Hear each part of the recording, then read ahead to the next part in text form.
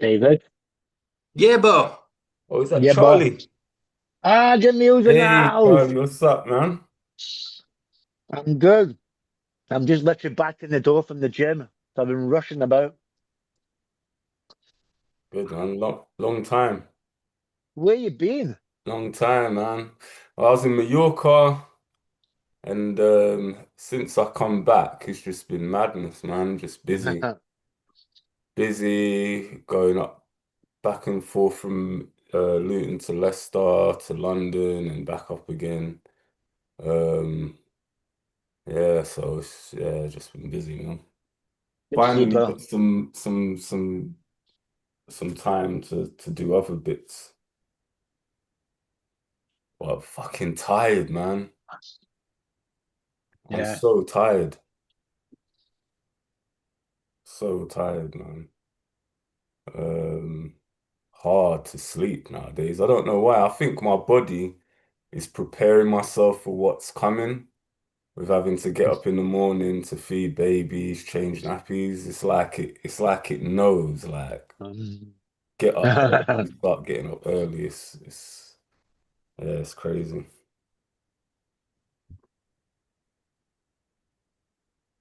Do you want to build a container, Jamil? Yeah. Sorry, I'm just moving a couple of things. Yeah, all right. So, wow, it feels like ages that I've done this.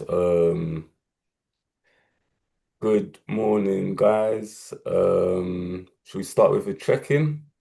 Yep. Uh, So before that, I just want to make sure that you're happy with this to be recorded. yeah, Let me just show the statement. Where is the bloody statement now? Ugh, I can't find the statement, but you all know that this is being recorded. This is for training purposes and breaking stigma. This isn't therapy or treatment. Yeah, but if at any time you don't like what's being said, it's just to ask and the recording will be deleted. No questions asked. If you're happy for that, say aye. Aye. aye, Aye. aye. Okay, thanks. Thanks, David. Okay, yes, start with a check-in. I kind of already was checking in, I guess. So, I'll I guess I'll finish up. Just yeah, I'm tired at the moment. A lot going on in life. All positive things, thank God. Um, and I'm happy to be here. It feels like a long time since I've been sitting here in front of you guys. So looking forward to today's session container, and I'll tag Charlie. Thanks, Jamil. It's lovely to see you, brother. Lovely to see you. Um, I'm checking in a little bit rushed. As someone who gets up at 5 o'clock in the morning, I still can't get my head around how I'm still rushed. It doesn't matter. It doesn't matter like how many hours or how early I try to go up. I'm always rushed. It's like, I literally got here at 3 minutes to 10 to get on this call. Um, but yeah, it was a great morning actually. I had a fantastic meditation. Um, yeah, I'm good, thanks. I'm feeling rushed but relaxed. Contradiction that is. David. Cool. Yeah, I'm feeling. I got so many feelings. I had what sounds like I had another seizure on Friday morning in my sleep. And I was being very manic this whole weekend. And yesterday I went into A&E. The ambulance had to come and pick me up and take me to St. George's Hospital. And they gave me these meds. Yep. And for epilepsy. Yeah. And I ran the meds through our Chat GPT and through our Gemini that we've created within the organization that has all our knowledge. Yeah. And reading the meds, it's also used for treatment of bipolar disorder. Yeah. And I'm trying to work out whether I'm just having a bipolar manic episode and that I'm kind of being given these meds to help me with my bipolar, if I've got bipolar. But whatever it is my fucking mental health's fucking out there. So I'm incredibly productive. But when I get like this, I become my relationships with people, get like I get very like, just fucking do it, just like fucking do it, like we can do it. Like I get so my relationships get impacted. And you'll get a lot of businessmen in high powered positions because of this type of personality. Yeah, because it becomes good for the organization in terms of productivity, in terms of human uh, um, uh, ethics. I don't know, but basically, people that care and love me, can be impacted by it. Yep. So I just want to kind of put that out there, but I'm really amazed at the feedback that I got from our ChatGPT and the AI system that we've put together. Because essentially what I've done is I've built a university over the weekend to to support students to get onto a platform to join a professional practice, so we can take people and create the professional body around this, and really give them the tools that can empower people to go off there and do well in the world, having lived experience. Yep. And the price of joining that's going to be £150 a year, which works out about like, I don't know, £12 a month or something, to be a member of this platform, to get an email address and to be part of the community, and then access to the tools that will help them personally in their practice, but also when they interact with society and Leros. So yeah, that's kind of where my fucking and a community of practice is a place where people come together and talk about, oh fuck, this is what's going on for me, and this is what. So where we practice this stuff as a community to do well in the world. Yeah. So that's my check-in, and I'm going to South Africa next week, where I'm going into hospital for brain scans and things like that, because the NHS system is so overwhelmed. And yep. And I'm part of fucking having the ambulance coming and all that, and the kind of the embarrassment and the shame I felt around it, and and just seeing how, the impact that and cost that this has on society is like, fuck, I really want to. I mean, it makes me quite tearful, but I really want to help and create community where people like me, who's clearly fucking, got different sandwiches in his lunchbox, can still sit at the playground and eat lunch with the other kids. Does that make sense? Yeah. Yeah. And my interaction with, particularly in the UK, I was just telling James, Charlie, because James was on the leadership call with Fatima and everyone, that I feel like the kid that's been taken to the party because the mothers, have colluded and said, shame, let's send him, the mothers invited me to the party, but the kids don't want me there. But the mothers want me there. Yeah. And like, I'm the kid there that's fucking, the other kids don't want to play with, but I kind of, it's a fucking horrible feeling. It's a fucking horrible. None of the kids can say it. None of the kids can say, David, you're a fucking nutter, we don't want to play with you. They kind of reluctantly share their toys, or fucking, like, okay, we're playing Doctor Doctor, but you must be the security guard outside the hospital. I say, it's a horrible fucking feeling. That's how you felt in the meeting you was in. No. In the meeting I'm in, because I've got power in that meeting, I'm Okay. able to share and talk authentically about what's going on. I mean, the General. ladies at the clinic have been with me for a long time, so they know me. They're just like, oh fuck, David's on one of his things. Yeah. Okay. So Sorry, you that was a big check-in. yeah, that's so much stuff to it's kind of hard to sort of walk away from all of that and go anywhere else after a check-in like that. It feels like so much needs to be unpacked there. Um, so I mean, I guess I'll leave it open. Do we explore what's been said there, or is there anything that we could bring in?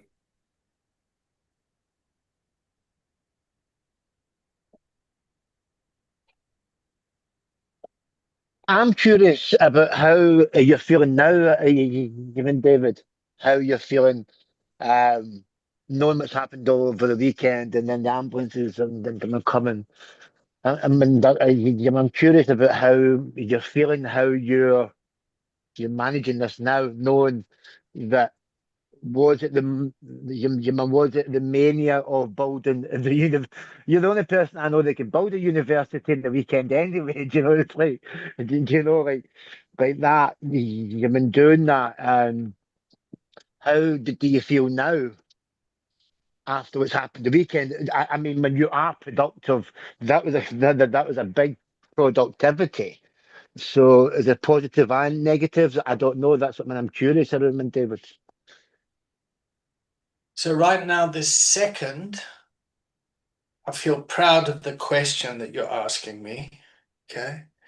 That feels loving and kind and makes me tearful. Yeah. So and if I talk too much about that stuff, I go to a very tender side. Yeah. So my daughter phoned me this morning. Yeah. Excuse me. And and I can tell she's phoning me to find out to get information. Yeah, because I just told Sammy phoned me yesterday, my one son, and yeah, I don't know. People that are trying to love me, makes me very tearful. Yeah. Um, yeah, the care and the compassion around the burden, I guess, of living with this at times makes me quite emotional. And yeah.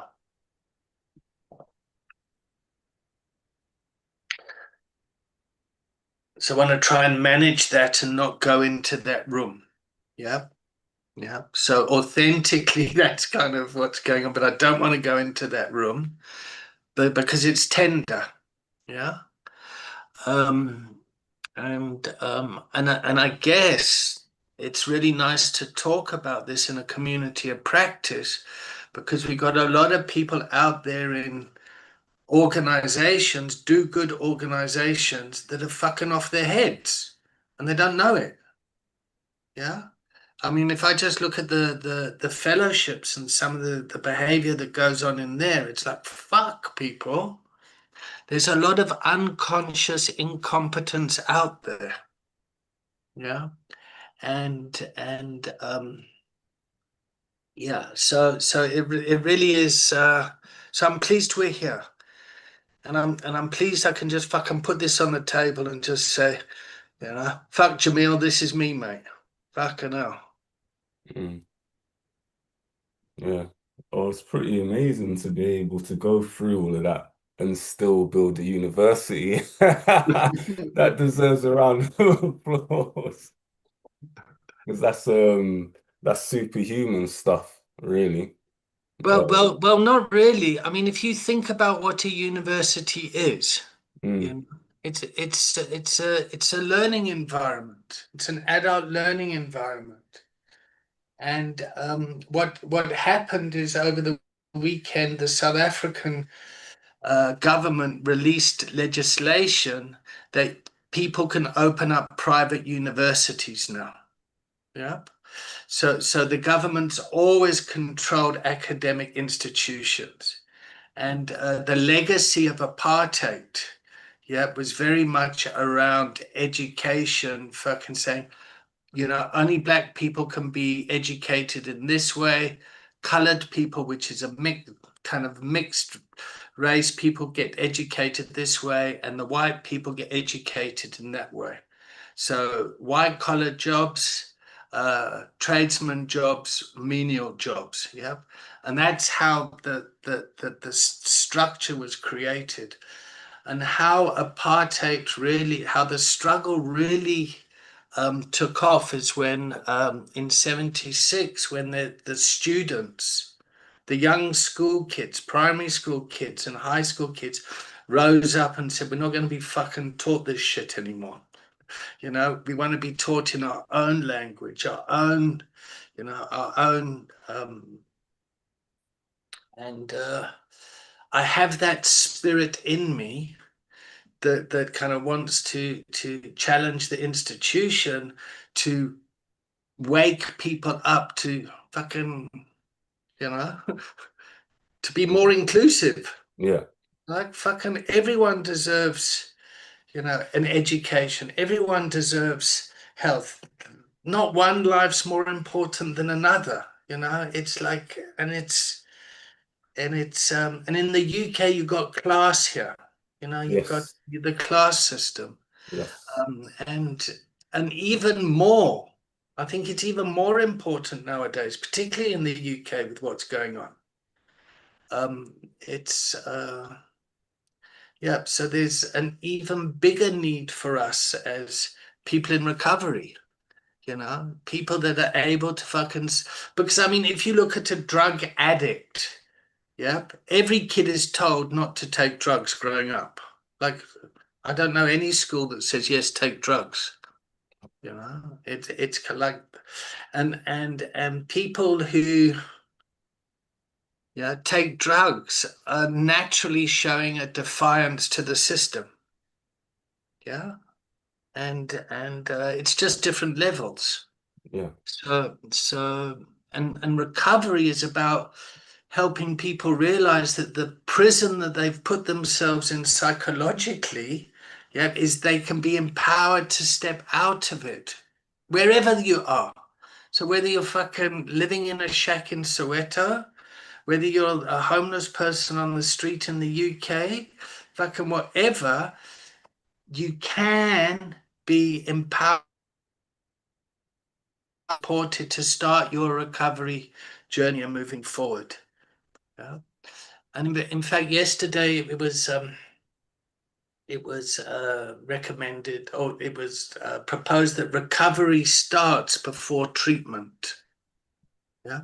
And a lot of people seem to think you have to go to treatment before you can recover. And it was so not, and what's so refreshing about this is academic professors are saying this stuff. Yeah. So it brings that academic credibility. So how we built a university is we got the clever people to say, yeah, we'll support you. We'll check what you're doing, David. And if you're doing it wrong, we'll fucking tell you that that doesn't work. And that was very reassuring for my spirit. So then it's just getting the right people together to build a learning environment where you can take people, and it takes a village to raise a child, and life is a school. You know, your mothers teach you that, like, yeah, then kids teach themselves, and then like, oh, sorry, you can It's tell okay. I'm fucking man, I'm going, oh. There was something there that caught my attention when you said about the recovery comes before the treatment. Yeah. Yeah, would you be able to just explain So a bit the what that? thinking is, the bullshit narrative is, you got to leave them alone. If they got to hit rock bottom, they got to fucking want it. Yeah. When actually, mental health has its ups and downs through life. Yeah. And if you're aware of the recovery capital that's available to you, yep, when you go off and you use drugs or try something and you're aware of the support, yeah, it's just something in your spirit that says, you know what, I don't want to do this anymore. I want to go and, yeah. And what happens with kids that are growing up, yeah.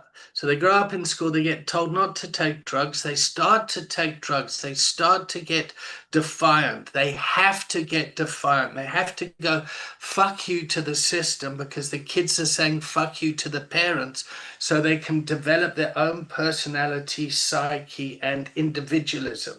Like every boy hates their father at like 16 years old or something. You know, there's there's a breaking away. Mothers in want to naturally kind of push their boys away. Yep. And sorry, I digress here, but what happens with the normal kids, yeah, is they'll go and they'll try drugs and alcohol, and they'll go to university and they'll fuck out, and they'll start to feel the consequences of that behavior, and then they kind of go, oh, you know what, I don't want to do this anymore, and they'll naturally kind of grow out of it. Yeah.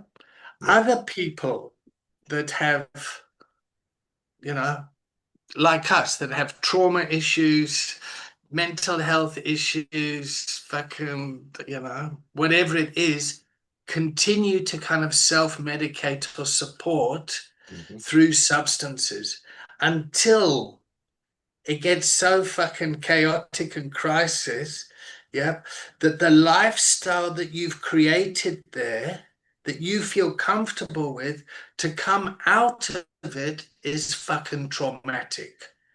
So if you take a homeless person off the street and stick them in a rehab, it is fucking traumatic for that individual. Yep. And it's I mean, I've seen it many times just in my practice. Yeah. So for me, you know, the persona I had of this fucking junkie, crackhead junkie, kids taken away, blah, blah, blah. I had a fucking persona there. And the only place that I felt people got me was in the fellowships. Yep. And when I went to the fellowship, it's like, you know, who is an addict? Most of us do not have to think twice about this question. We know our whole life and thinking was centered in drugs of one form or another. The getting and using and finding ways and means to get more used to live and live to use. Very simply, an addict is a man or woman whose life is controlled by drugs, whose ends are always the same: jails, institutions, and death. So you get put into an environment where that gets drummed into you, and you meet a whole lot of other people, and then what happens is you all trauma bond because you've been through the fucking same war. Yep. So it's like soldiers coming back from Vietnam, and they were doing great in the army, giving service, but when they come home, it's like, fuck, what do we do? And society doesn't know how to. And this pattern you can see all over the world, in many different communities and organizations. Fuck, I'm on a roll, eh? Jesus. So yeah, then we come along and say, okay, well, recovery happens before treatment. What the fuck are you talking about? Don't you tell us like that. You got to hit rock bottom. And then people start fighting about what recovery is. Yeah. And who recovery is, and what lived experience is, and who's been impacted by this. I mean, Charlie has openly spoken about his recovery, his family's recovery, what's been, I mean, he's put it out there on the internet. The restoration of his relationship with his dad. Yep. What's been going on with his brother and his sister and his mum. His childhood, what he's had to survive. It's like, fuck.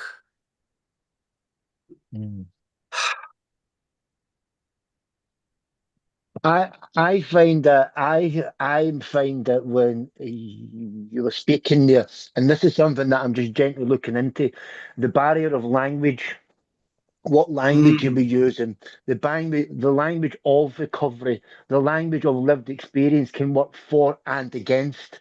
At the moment, what I am finding, if you're not lived experience, you don't belong here. If you're not lived experience, you're not in recovery. And I find that language is really grinding on me at the minute because I come from an all inclusiveness. And this is why, at the start, I needed a tribe. Exactly. Everything that you said, I was like, yeah, that was me. Yeah, that was me. Yeah. But the more that I've grown into my recovery and the more, no, this is only for my agenda, the recovery and community. And how do we like stop the tribalism?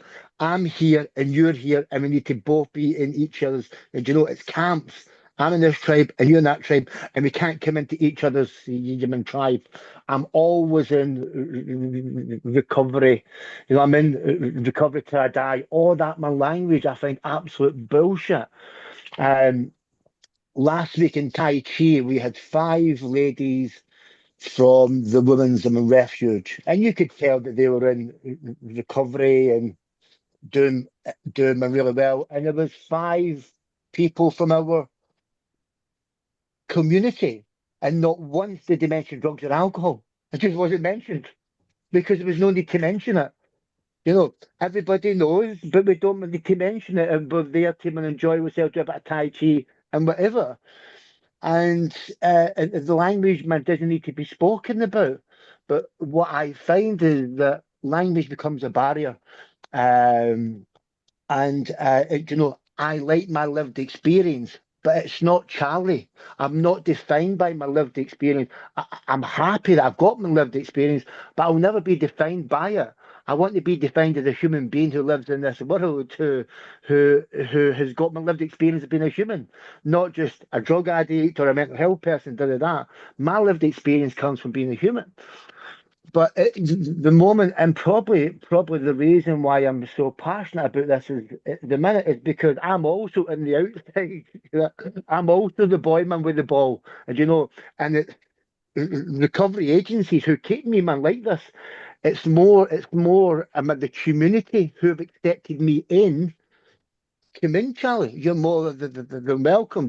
It's lived experience and recovery communities that have kept me on the outside because I need to know my lane. I need to know where I sit. You don't come here. You don't come into the middle because we don't know you. You don't belong here. You're Scottish. You're all this. And then they start to put the blooming layers on you. So the placement that accepts me is our community, not the recovery centre that's based here in Hartlepool. So I'm just like, well, fuck you all. if that's the way you're playing, I'll just go fucking round you. I'll go above you and I'll go round you and I'll go under you. Fuck you. It's my Well, fucking ball in the first place. that's the defiance of the archetype of Yeah. the addict. Yeah, Yeah, there's a So, real but spirit there. That's yeah. I used to have this, and I've yet to meet an addict who hasn't said this. I was all in, or I was all out, and in my addiction, I was all in, I'm fucking all in. I was never centre ground. And when I went into recovery, like I was like, no, I don't like that, man. I don't like that language. I like to balance myself. I like to be harmonious and all this stuff, and that's all great and well. But now I'm picking into that. I'm all in now. I'm all in now. Yeah. And I need to take some of that shadow and use it. Where is that shadow again? Man, let me just go into my bag and find that shadow again. Let's bring that out. And then fuck them. We'll go, we'll go around them and we'll go under them. But yeah, so I don't really know a great deal of what I'm saying here, but I find language is a massive barrier that I'm just really just taking the first layer off the language that we use with each other as well as it's quite profound actually. Thanks, guys. That's me, I've ranted. can I come back in with my personal experience? Of course you Please. Jamil. Yes, of course. Yeah. Okay, so I put my hand up for help last year, and I went to the community drug and alcohol services here in Wandsworth. Yep, and I put my hand up and I said, "Fuck, I need help," because I really was just fucking suicidal. And I joined their program, and I became a patient again, a participant, a service user, a human being, whatever fucking. I just knew I needed fucking help, and I really kept quiet. I thought, fuck it, David, just listen, and just even because I've got all this knowledge, but like fuck, I needed a bit of humility. Like fuck, let me just and they got me a place to stay. Yep. I signed on to Universal Credit. I got supported. I got stability, just in my housing and some income and a sense of safety. And I could feel like, but I wake up in the morning, I want to go to a program, and where's the structure? And the very kind of, it's a different vibe there. And they have people that are coming there that are using and wanting to get well, so that they have an abstinent group, which I wanted to be part of, so I joined that group. And then they've got another harm reduction group. People are thinking of stopping or want to reduce, and sometimes the community meet, and then they've got separate groups. Yeah. And it works well, and they got like events that you can go, like walking, you can go to this photography club, there's sometimes they go out to play nights, or all that sort of stuff, but I don't like that social stuff, so I just fucking um and yeah, so as we go into it more and more, it's like, okay, what do you want to do? This is your community, all this sort of stuff. And they're a charity, and they're a consortium, and they've got a homeless company there. St. Mungo's are there.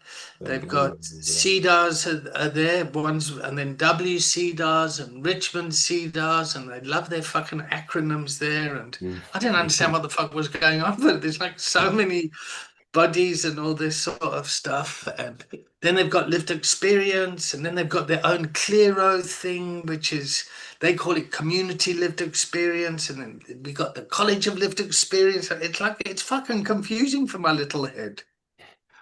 But what happened was the commissioners came. Yeah, the commissioners came and said, okay, here's £20,000 for you guys. It's your money. You decide what you want to do with it. And because they used to have a service users council, and they had all sorts of structures that didn't really work. So what I could see is that the attempts to try and empower the community, yep, kind of kept the community disempowered. It's a weird thing I'm saying. And I'm still trying to work it out. Yep.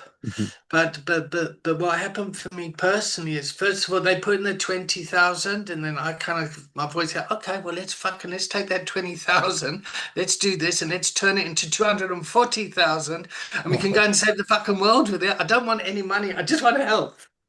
I just want to help. I just want to fucking. I'm so grateful for being here. Thank you. Oh, I just want to, Jesus Christ, that didn't go down very well. There was a mistrust on what's going on, fucking and people started to get, the system started to get a bit fucking prickly. Yeah. And then the money, then the commissioner cut the money and said, no, you got 14,000 now. Okay. So some people went off and they found a building. And when I was on holiday in Italy, I came back and they said, oh, David, will you be part of this? So 8 of us went off, and I fucking, okay, let's go. We got our 8 people now. You do this, you do this, you do this. Fucking let's go. We can do it. Jesus Christ, did that rattle the system? Like everyone's fucking, they're like, Jesus. So there's a real systemic internal oppression that plays out in a marginalized community that keeps itself small. Yeah, they call it crabs in a bucket syndrome. One crab fucking gets up there to get out the bucket, the other crab grabs him and pulls. Yeah, Wow. this internal oppression started within this system and this community. Yeah, and one of the female participants is somebody who I really want to stand behind and support. Yep. And I followed Juliet to provide support and all this stuff. Jesus Christ, did I get fucking taken out? It really was. It really impacted me personally, and yeah. So the rejection of that was fucking painful. It impacted me physically, and so now I'm just like, well, okay, it's fine. You don't want me to play in your get. It's fine. So I feel like Charlie. Yeah, but I feel like Charlie on kicking the ball alone, and yeah. So that's where I am. I'm recovering from that. I've graduated from the program. It was a year long. I got the fucking t-shirt. They actually gave us jumpers that said, "You've graduated now." And now it's like, okay, fuck, now what? Now where do we go? Oh, it's so nice to get that off my chest. Fuck, so nice just to get off and just say, fuck, here I am, people. You want me? Great. You don't want me? Just let me know. It's fine. I'm happy to go kick a ball by myself against the wall for a bit. Anyway, we started a men's group on a Thursday night, and we meet in person. And the first men that kind of came there, they didn't really understand what we were trying to do, and so people come, they kind of go, okay, well, this isn't for me. But some people are sticking around, and now we've got like 4 men, yeah, and it's just the men. It's men supporting men. Is it the same format as Sundays? It's a bit like that. Okay. The difference is it's not a coaching group where people are studying coaching and come. Yeah. Yeah. It's just like, I mean, I'm obviously trying to drop that stuff in there. Yeah. But I'm also just trying to be a participant there. So yeah, so that's how the London Recovery Coaching campus started, and you can see on the YouTube it says UACT Lero there. Yep, and this is now where I'm streaming this stuff, and it's like, fuck, okay, well, and I really don't want to try and chase money from commissioners and all that stuff. What I do want to do is be available for people that want to follow this training path, like you, Jamil. Yeah. Yeah. Yep. Other Leros, charities, whatever. That's what I want to do. I don't want to like fucking do that fight. No. I gave up on that a long time ago in Africa. Trying to get money out of government and things like that. They're just not going to fucking give it to junkies. They're just not. It's like they fucking say they will, they say they want to, but at the end of the day, it's not.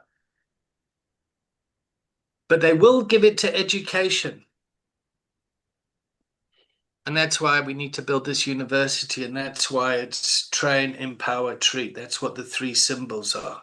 Yep. Oh, I see what you're doing there. That's smart. You're making it about you're making it about education, kind of putting a twist, coming from a different angle. Well, what I noticed was that in 2005, JP Morgan came to me and said, David, we don't know what you do. We need to show that we're doing CSI stuff because it's good for business. We need to be helping those people. You're doing something. Here's 100,000 rand. So I thought, fuck, okay, with 100,000 rand, we could treat 5 people at the clinic. At best, we're going to get 60% success rate, whatever that is. Let's rather take 20 people that have committed to treatment. Yep, they're in the culture of recovery. Let's support them so they can go out and create treatment centers like I'd created and built. So let's train people. Yeah. The problem was those guys all went out and built their own treatment centers and then became competition for us. So they went off and they said, fuck, we can make money out of this. Of course. And then fucking a whole lot of. So then I'm sat with the ethical dilemma. Do I stop training people and teaching and empowering people and play into that private health thing? Or do I go to fucking keep, giving this stuff away? And getting into my kokorozashi, which is, so now that I've been looked after for a year, I've been able to produce a lot more stuff and become a lot more focused because I'm not out there fucking in the hustle of fucking Jesus. So I'm very grateful for that I'm privileged enough to have a little room here and some, maybe I'll be able to get PIP now if I'm fucking bipolar. They say every little helps, David, doesn't it? Every little helps. Even just a bit of help can make you can No, help no, you no. out. That's like I want to I really want to.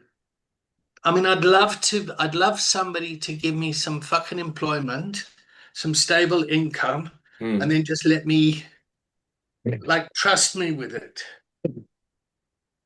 Yeah.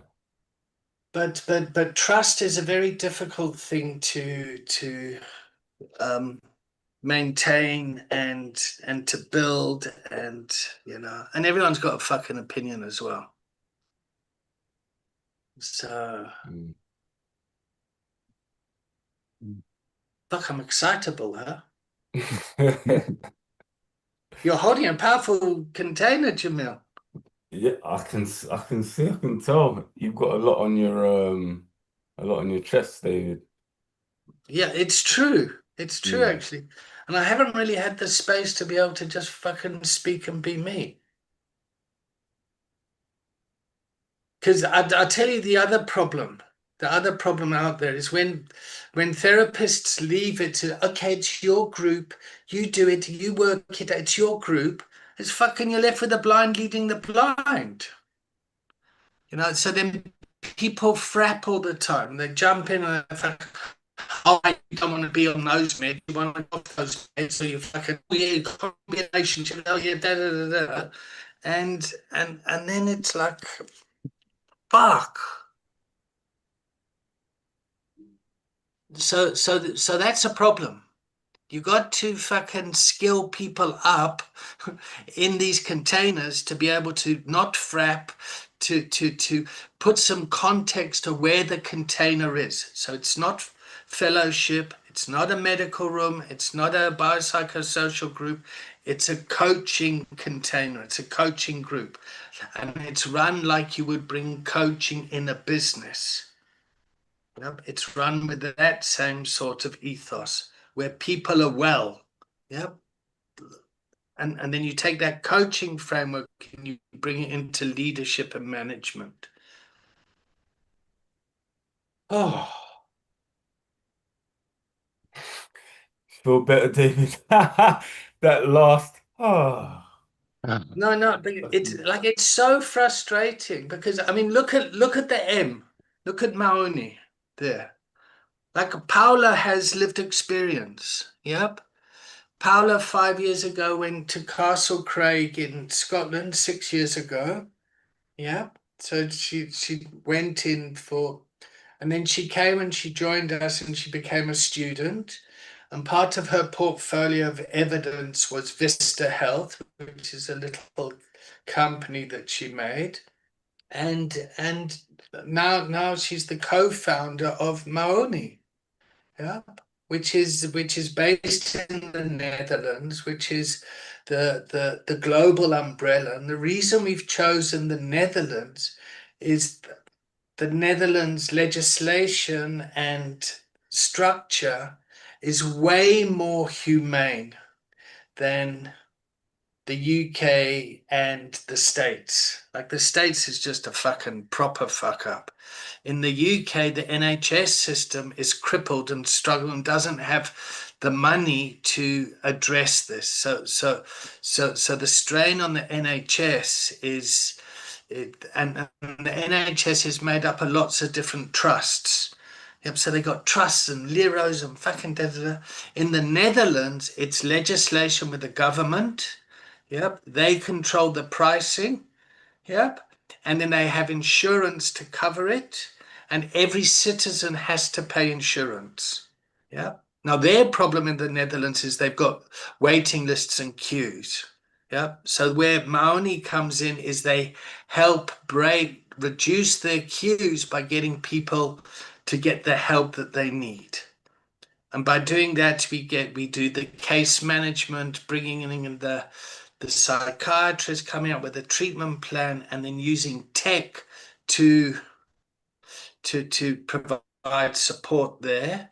And then the complex cases get referred to the clinic in Johannesburg or one of our partner clinics in around the world, where we have vetted them that no, this clinic's all right. Yeah. And that's why we're going with the Maoni professional body. And my role there is CSI and CSR, corporate social investment and corporate social responsibility. Yeah. Which really suits my persona. Like I don't get any money for this, but and my job as an executive is to go out there and to build relationships that make commercial sense for the organizations. And I think I need I better get a Lucozade. Look into it. Wow. A lot of passion there, David. There's so much It passion in is. what he does. It's kokorozashi, mate. And doing it all with no monetary I don't know, gain, would you call it? Well, it's structured in a way that it could. Yeah. Yeah. If we had the right investors and partners, I mean, it's there. The trouble is when you get investors, they want to return on their investment. Yep. And if you're in the treatment industry, you need to get sick people. Yep. And you can't get people well because, well, fuck you need them, like, get them a little bit well, but not totally well. Keep them sick a bit, a lot. Like a dentist doesn't really want to actually your teeth to, be perfect, do they? They always want your teeth, something to be wrong with your teeth so that you come back. Yeah. Oh, wow. Should we, I was just looking at time. Should I summarize our first hour? Yeah. Coming to the first hour. Yeah. So this morning, powerful container. David's had a lot going on, a lot to get through.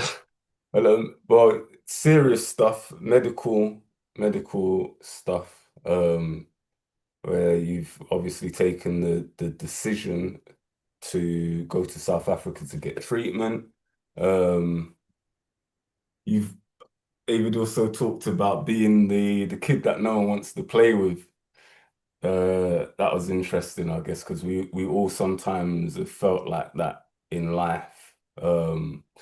Charlie came in afterwards and spoke about communication, how important communication is in our sector, if you want to call it that, and also feeling like the kid that has the ball and wants to play over there by himself. Um, what else have we spoken about? We've spoken about um oh, I think we touched on was it funding as well? Not getting the funding or not wanting to, or the reliance of dealing with government and commissioners and um the lack of I guess support. Also, I think what David was saying as well um, with the project that he was on is when money is involved, when money is involved, it can cause conflict, carnage. Also, the crab in the barrel mentality. The as well, what I got from that is when there's too much people involved, too many cooks spoil the broth. Um, probably is a term I could use there. Um, and I think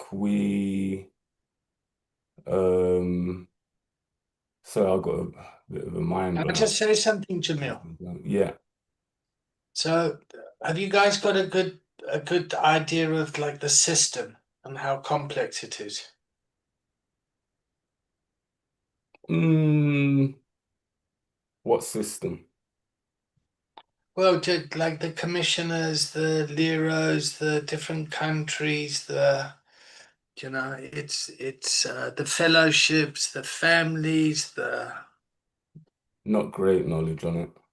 no, but did you have you seen how complex a system is? Oh yes. Oh, I get you. Yeah. Yeah. It's like fuck. Okay, so there's like it's fucking complex, eh?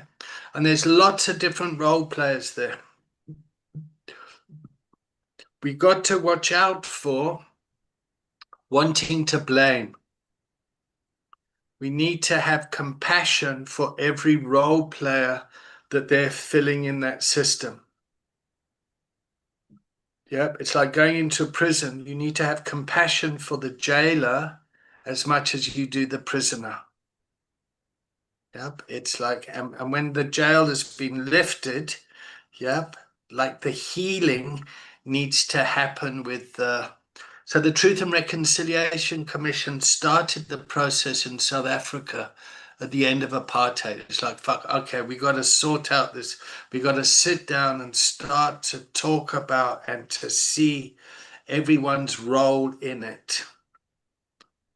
Yeah. And the only way to get through that is to have some sort of compassion. Mm. So like I mean, there's parts of me that gets very fucking angry.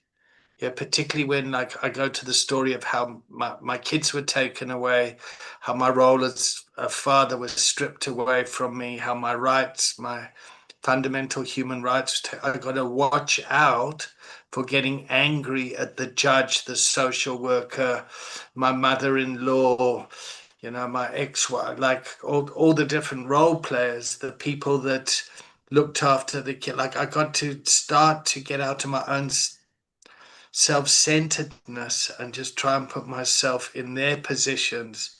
And, I don't think the judge goes, fuck, today I want to fucking take the rights away from a man of being a father. I don't think, like, I think he would have sat with, fuck, I don't want to do this, but this needs to happen. It's like when I worked with the police in Durham, I suddenly realized that shame the guys are so conditioned to follow process and the law, police policy, that to think out of that, if I can have a panic attack, poor blokes. Mhm.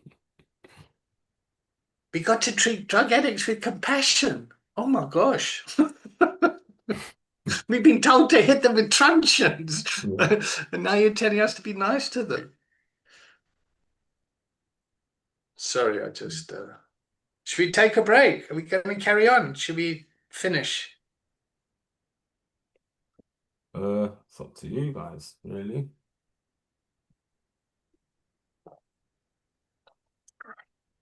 Well, let's take a 5 minute break and then see if you want to carry on.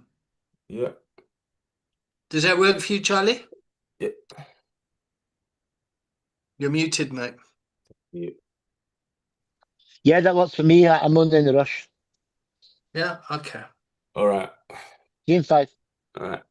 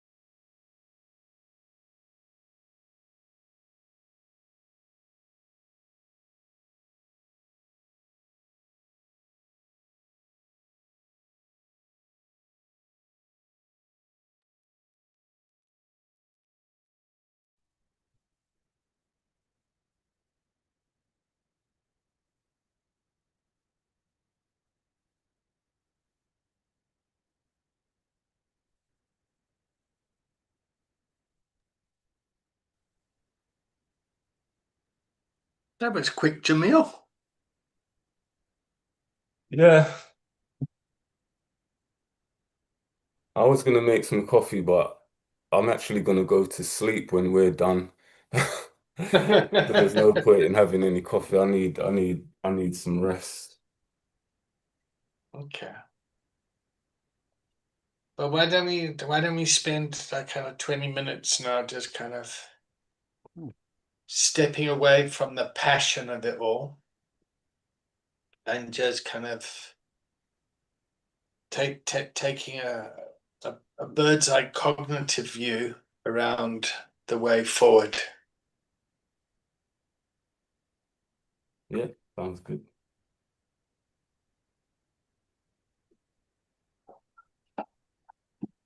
Sounds good.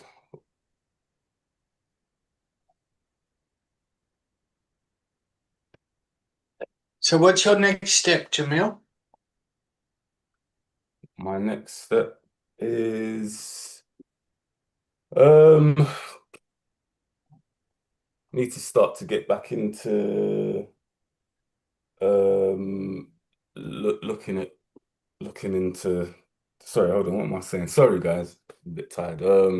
Next It's all right. steps is more studying and some employment. I've done a little bit of networking recently. So I've been in touch with, and you guys most likely have heard about them, Turning Point, uh, Yeah. Turning Point and Total Wellbeing. Okay. So I was at an event with one of my charities, and I met one of the operations managers for Total Wellbeing, and she's connected me with one of the guys at Turning Point in Leicester. Um, so I'm gonna try and keep in contact with them there for when I eventually end up Leicestershire permanently and see where that goes. And in terms of my own practice, I guess. I'm at the moment I'm just putting the word out there because I know people who are in addiction, recovery and plan to be or want to be. So I'm just putting my name out there, um, and keeping the phone open, keeping the phone line open to see what comes of it. Okay, so I'm just going to talk to you straight. Yeah, Yeah. Can you afford £15 a month? £15 a month. Yeah. Probably in the new year, I'll have a look at where things are. Because at the moment, I'm cutting things. I cut my gym membership. I've cut my what So else? here's what I want to do. Yeah. Yeah, So what I would like to do is use you as a case study as our first professional that comes onto the platform. Yeah, under the subscription model. And the because you've done the training, you've become accredited. I want you to join the professional body, yeah, as yeah, somebody that's done the training and is going out there in the world looking for work, yeah. And maybe you could start your own Lero or organization or charity or business working in because the population that you're working in is a huge population. You know, the what's it how the partially sighted and the Oh, visually impaired. visual impaired. Yeah, Yeah, yeah. yeah, Do yeah. you know what I mean? That's like you've got huge, that's a huge asset that you've got. And I would love you to be part of our professional network and promote you. The I mean you've met all the requirements. You'd have to meet Paula in the Netherlands, but I would certainly support that case. And which area of the What's the, UK are you? well, I'm in Bedfordshire now. I'm in Luton, but I'll be in Leicestershire. Yeah, okay. So So so yeah. what does So that you could look go like? out there and you could, huh? What Well, what it's does you what does could go that out. look like then for me? Like, what does the being sort of like a representative then with No, you're a member of a professional body. Yeah. yeah, And basically it means that you're hanging around with other people that have been professionally trained in this area to go out into the marketplace and offer their services. Yep. So a community of practice is like a community of dentists all come together and say, okay, well, I'm up in Leicester, I'm up in wherever, and I've started a dentistry practice, and then we've got the problems here, or blah blah blah. What whatever, or accountants come together. So we're creating something specifically for people with that have done our recovery coaching training. So whether they've done the peer recovery specialist training, which you've done the certified professional recovery coach, yep, and then you're joining on Thursdays the Lero development, yep, okay. And when you join that, you could be part of our professional body and we support you in building your organization. So you okay, could go to Turning Point or whoever and say, this is where I am. These are the services I offer. They're paid for services. do you want to make use of me? And that you get supervision, yeah, and you're part of a network that will support you in your role as you go out there as a professional. And then you can do the systemic wellness practitioner training as well. So that's what the offer is. Yeah. But I can't give it all away. I need to fucking do something to fucking like, and I think £15 a month is it's a fucking bargain, man. Yeah. All right, then let me get back to you on that. Think Yeah, about yeah, it. yeah, Think yeah, yeah. I'll about think it. about it and then get back to you. I mean, it's 50p a day. Okay. I didn't think of that. Yeah, all right then. All right then. Let me think And about and it. and and you'll get an email, yeah? Yeah. You'll get your own, you'll get the suite of Google products. You'll have access to our AI tools that'll be able to support you as you go out there. Yep. So I was able to take my meds, if I can run it through our AI stuff, and then to get information back that can help me make an informed decision, and that sort of stuff will support you in your practice. Yeah, and I would love for you to be able to go out there and help people that will really resonate with you. Charlie, do you think I'm fucking being ethically correct here, trying to sell 50 pence a day?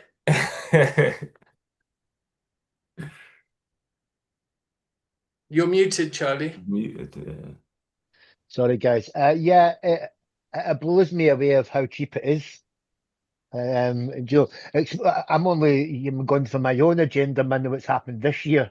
With me and the support that I've got around me, that we've been able to build my way do, with the support and guidance of David and Paolo and the team at Malney, because without that support, it would have been very difficult to even do this.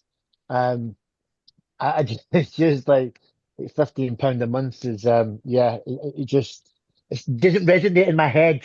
It's just like, if we were to go out, man, and sell this to other companies and that, it would be thousands of pounds a year, more than that, I think. So the £15 a month is like, it's not just an investment for you and your future. It's bigger than that. It's Coco's ashy shit. Do you know what I mean? For me anyway, yeah. I still think we're underselling it. Sorry. I like fucking, but I know, No, of course we're underselling no, it, Charlie. it's But just, it just blows me listen, away. It blows me but away. like, yeah, we are underselling it, and you must I remember get it. that So, guys, get hold it. on. I just got to get my door. Hold on. that's fine. It's Yeah, all right. Give me a sec, give me a I sec. get it. No, I get it. It's great that you're actually offering it to Jamil, because it would, it bring my people like Jimmy Lynn, who has got his own niche, and but it's that whole like, I just, for my agenda, it's like, are you sure this is true at £15 a month? It doesn't seem real yet. Does that make But sense? it's I mean, it's 50 pence a day, and Yeah. I buy one Snicker a day, which is about £1.20, I think. We'll talk about that later. Yeah. Shut up, you.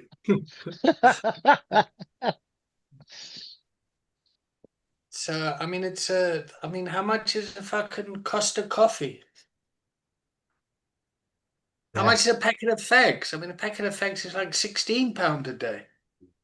Well, a medium cost of coffee is about £6 here.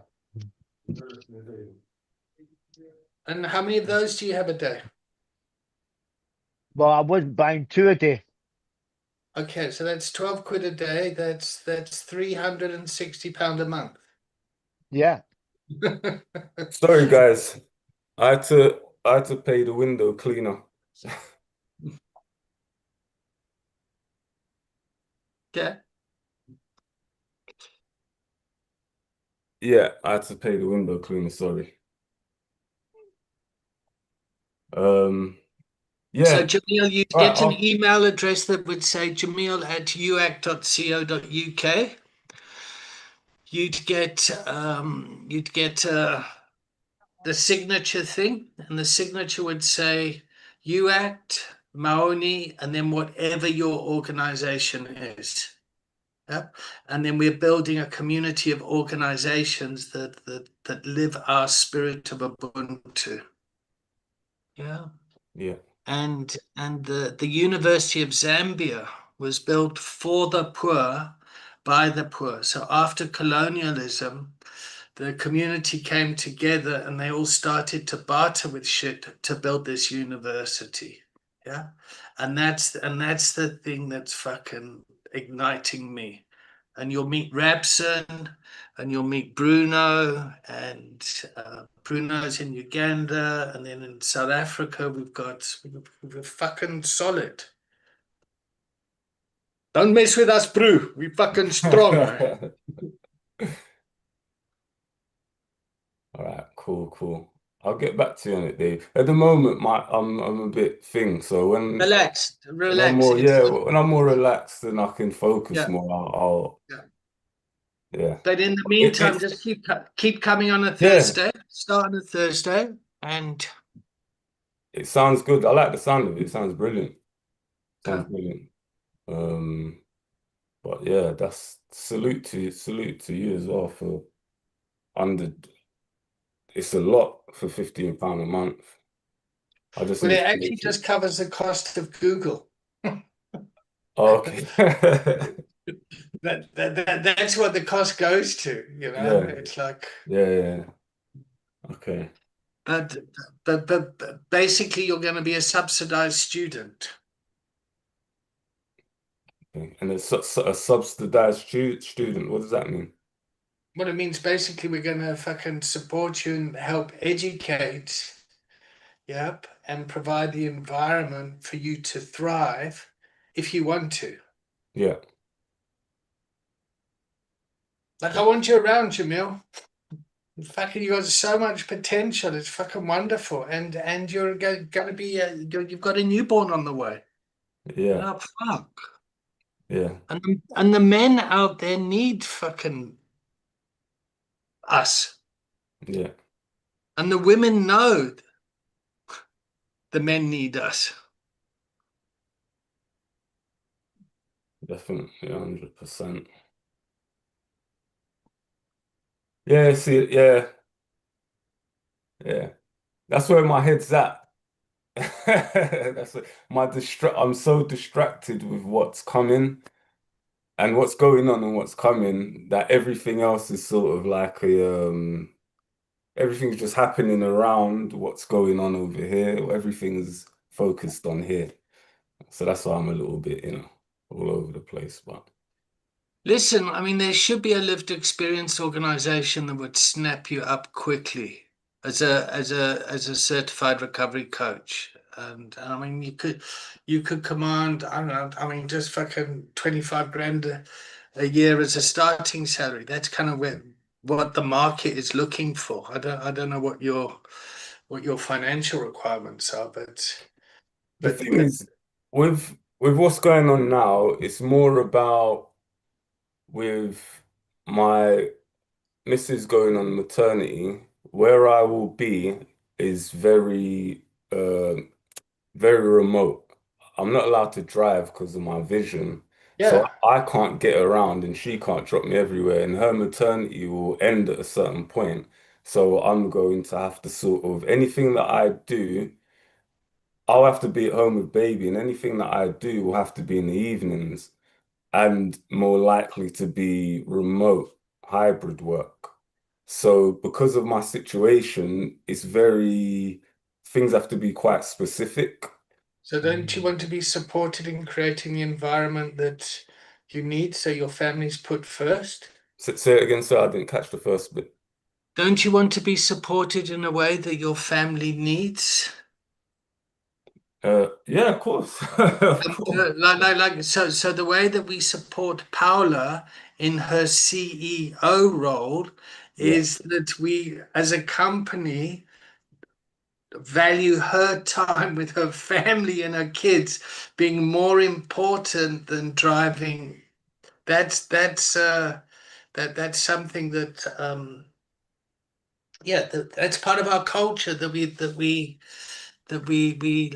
um aspire to. Is that the right word? Aspire, like. Yeah, I get you. Yeah, yeah, I get you. And the other side of it is the environment must also be okay with fucking nutters like me who fucking send messages and emails and WhatsApp updates at 2 o'clock in the morning. Yeah, that's the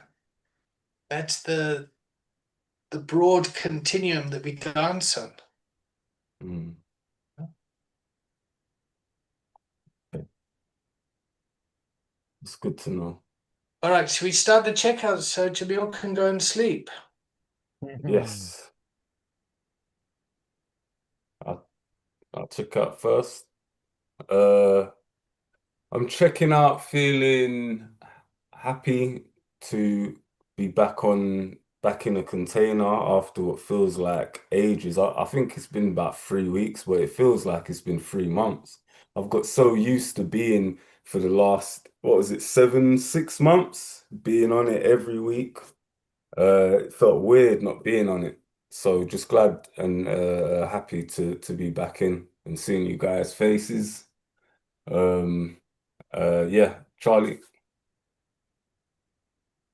Thanks, Jamil. I'm feeling nice and relaxed, thanks, after I'm feeling quite rushed this morning. It's been a great conversation. How am I feeling? Yeah, I found a free online trauma informed course that I'm going to try this afternoon. LDN, I don't know if you've heard of it, but in London. It's a London-based company. Um, Nicola Lester, no? No. From LDN, Thrive LDN in London. Anyway, man, I've done a wee bit of my research on it yesterday, so it's free of charge. So I'll go through this trauma informed case after Tai Chi tonight. It's definitely a path I want to go doing, this kind of trauma stuff. I love it all. I can't get enough of one of our colleagues called Arasada. I just can't get enough of him. Where is he? Chasing him down and hunting him for his information. So yeah, I'm looking forward to the day. Actually, I've got Tai Chi after this, so I'm good. Over to you, David. Cool. So I'd just like to thank our sponsor, Maoni. And if you go to Foundation Clinic, you can go inpatient treatment for 3 months for £15,000 and to get 9 months of aftercare. Thank you to our sponsors. Yeah. Press like and follow.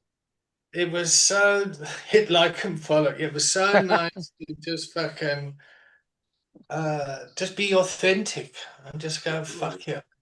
Oh shit. This is me. So yeah, thank you, my esteemed colleagues. It's nice to be here as peers. And yeah.